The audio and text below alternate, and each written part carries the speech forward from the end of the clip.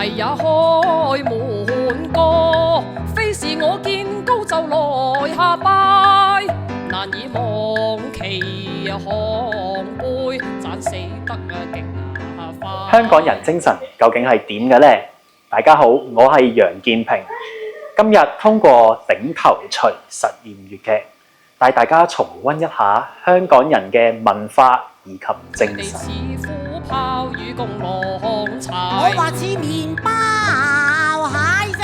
咁我返去念佛，如燒香保佑你陣上去劏蟹，我再食齋持戒。再向上蒼來跪拜，一報弟兄情義債，我等着你回來。